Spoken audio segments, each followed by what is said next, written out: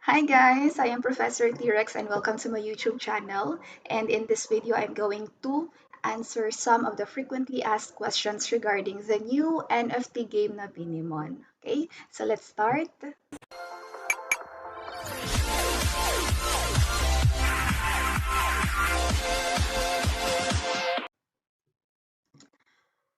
Okay, first question. And when is the release date of the game? It's going to be released, guys, on July 15, 2021. So malapit na siya, 2 days na lang. So this is the best time no, to prepare for this new NFT game. Yan. Another question, can I play using my phone? Yes po, it's going to be available sa App Store and Google Play Store. Yan. This is one of the best things about this game kasi gusto talaga nila maging accessible siya sa mga cellphone users.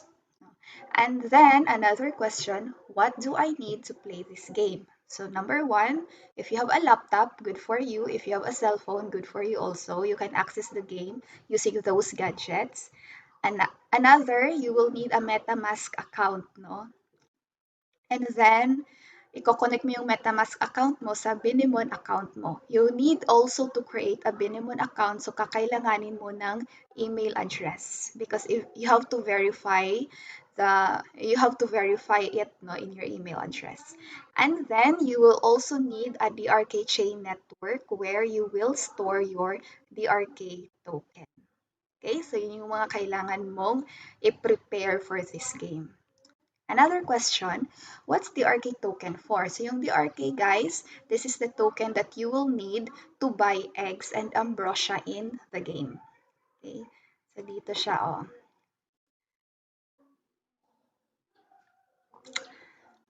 Ayan. So nandito siya. We have here 199 DRK and 19 DRK. Another question, um, where to buy the DRK token? Okay. You can actually swap the arcade token sa Uniswap using Ethereum pero mahal yung gas fee niya. So instead of doing that, hindi rin siya available sa PancakeSwap, guys. So instead, you can use the Dragon Exchange wallet. You just need to connect your MetaMask account here for you to access this DRK wallet. Yan. I also have another video for this one, so if you're interested, you can watch that. And then another question, um, can I earn at the RK Exchange while waiting for the game to be launched? Yes, guys, you can deposit the RK here and you can go to the RK Swap. Meron tayo ditong staking wherein you will earn no, by staking your DRK token. So meron siyang 19.72% na APR once you stake your DRK token here. Okay? Another question, how much TRX should I need to deposit? Kasi magde-deposit ka ng TRX muna, no? Para mag-appear itong features na ito ng wallet, itong deposit, withdraw, and history. So, magkano yung kailangan na TRX? Actually, nakalimutan ko siya, pero nag-a-appear siya dito sa window lang naman. I guess nasa around 10 to 20 TRX siya. So TRX today, it's already 3 pesos. So around 30 to 60 pesos lang, ma-unlock mo na si TRX. So how much USDT do you need to deposit here? So nasa 5 to $10, I guess. Ayan, or 5 to 10 USDT. Ayan, so 1 USDT is equivalent to 49 pesos, I guess, today. So that's 490 pesos, no, for 10 USDT. Okay, so how much DRK will you need to deposit naman? So nasa around, I guess, 8 to 10 DRK. Pasensya, nakalimutan ko, pero nasa ganyan lang talaga siya. 8 to 10 DRK yung kakailanganin mong minimum na i-deposit. Ayan.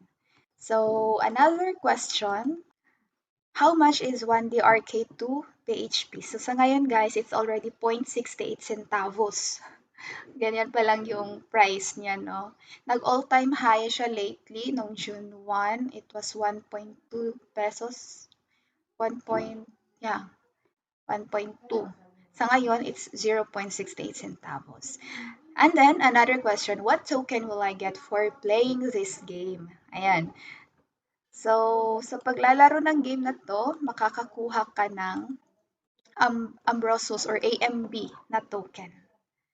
Okay? Another, how much does an egg cost in the game? So, kanina parang napakita ko na siya. It costs 199 DRK. Ayan. So, 199 DRK. Magkano ba yung isa? Let's say 199 DRK times 0.68. So that's 135 pesos guys for one egg. Ayan. And then, um, how much does an ambrosia cost? Ayan, no, nandiyan na siya, 19 DRK. So, i-multiply natin 19 times 0.68. So, nasa 12 pesos yung isang ambrosia, guys.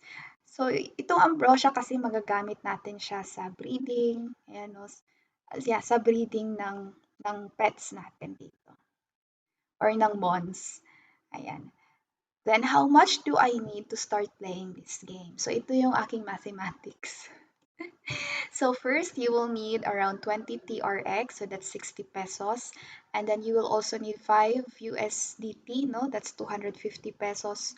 And then 3 eggs, no? To start playing. Ayan. And per egg, 199 DRK. So that's 135 pesos multiplied by 3. So that's 405 pesos now to start your team. Ayan. So when it comes to ambrosia naman, I might need 100 ambrosia no, to start playing the game. So one ambrosia costs 19 DRK. So that's 19 DRK times 100. So you will need 1,900 na DRK. Ayan. And then i-times natin sa 0.68 centavo. So it costs 1,292 pesos, no? Tapos i-add pa natin yung 3 eggs na bibilhin natin na 405 pesos. So that's around 1,697. So total of, let's say na lang, 1,700 na capital for you to start playing this new NFT game. Ayan. So I guess that's not bad if you have the money to spare. Okay. Another question, guys. How many mons can play in the battle? So may nakita ako. I don't know if this is reliable, no? So ayan, ito yung nakita kong banner nila. And then you have there 3 mons sa game. So I assume that you will need at least 3, no? 3 mons for you to be able to fight in the battlefield. Ayan. And then another question is, what is the best thing about the game? Okay, ako personally, the best thing about it is available in the Play Store or App Store.